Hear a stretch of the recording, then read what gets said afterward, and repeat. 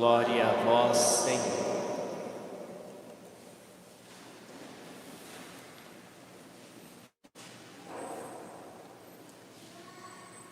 Nos últimos dias, para quem não está acostumado com a liturgia, já não vem acompanhando, pode até se assustar um pouco. Jesus parece que anda meio bravo ultimamente. Ele está sendo bem firme. Mas vejam, é interessante porque Jesus realizou muitos milagres e foi pregando, foi anunciando, mas qual é a expectativa de Deus em relação a tudo que Ele realiza a nosso favor? Que a gente mude de vida, que a gente se converta, que a gente se aproxime mais dEle, que a gente deixe de agir por própria conta, por própria vontade, de acordo com os próprios interesses, e dirija a nossa vida, a maneira de nós pensarmos, de nós falarmos, de nós agirmos na direção dEle. Então este é o grande desejo. E Jesus começa, diz o Evangelho aqui que Jesus começou a censurar as cidades onde fora realizada a maior parte dos seus milagres. Por quê? Porque não tinham se convertido. Quando a gente fez a viagem para a Terra Santa, lá em 2015, um dos momentos mais bonitos foi quando a gente fez a travessia do Mar da Galileia. E justamente nessa travessia, lá pelas tantas no meio do mar, quando a gente tinha terminado de celebrar a missa, porque celebramos a missa enquanto a gente atravessava o mar, lá pelas tantas o barquinho parou e o nosso guia mandou nós olharmos assim, para cima, em cima do morro, tinha uma cidade grande, com prédios grandes e tudo. E ele disse, essa cidade lá em cima é a cidade de Magdala, da onde veio Maria Madalena. Na época de Jesus era um vilarejinho pequeno, com poucas famílias morando. Hoje é uma grande cidade. E ele disse, nós estamos atravessando e agora nós vamos ir para Cafarnaum, que é a cidade de Jesus, a cidade onde morava Pedro, aonde Jesus se estabeleceu, e era uma cidade portuária, uma cidade de pescadores, então era uma cidade que tudo girava meio que ao redor dela, era uma cidade grande, tinha a sinagoga.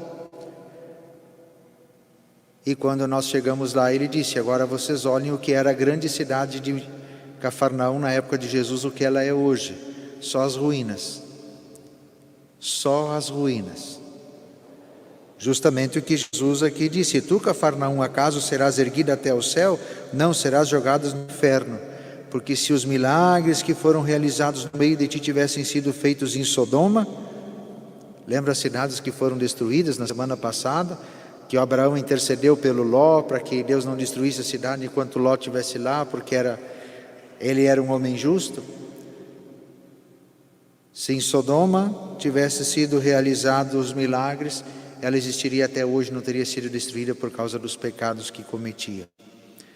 Então o apelo, de fato, é o apelo pela nossa conversão, pela nossa mudança de vida. E por isso, talvez, a pergunta para nós refletirmos e permitirmos que essa palavra fique ecoando no nosso coração: como eu tenho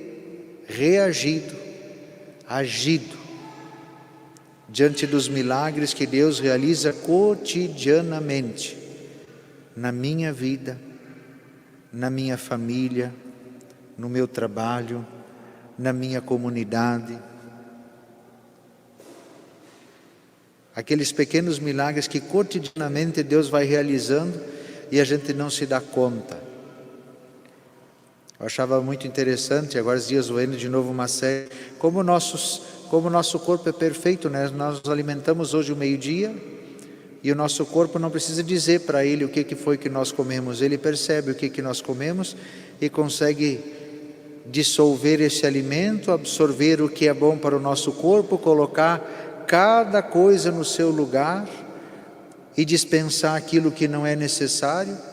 E isso acontece sem a gente precisar nem sequer pensar ou se preocupar com isso. Não é um milagre?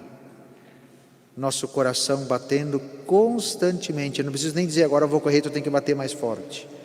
Ele simplesmente bate de acordo com a nossa necessidade dia e noite, nós dormindo ou acordados, não é um milagre? Quantas pessoas que estão ali preocupadas com o seu coração, porque ele está com problemas, e nós temos o milagre de ter o nosso coração saudável batendo.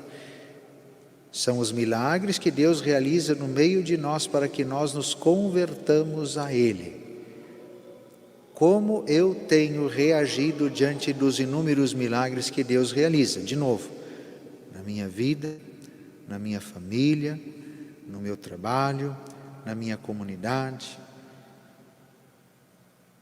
Que nós possamos ter a felicidade de encontrarmos também o caminho da conversão e não o caminho da ruína, porque o caminho da conversão é o caminho da salvação, é o caminho que está aberto para todos nós. Que possamos crescermos e sermos edificados como as cidades que acolheram a palavra de Jesus e aceitaram o seu processo de conversão. Louvado seja o nosso Senhor Jesus Cristo.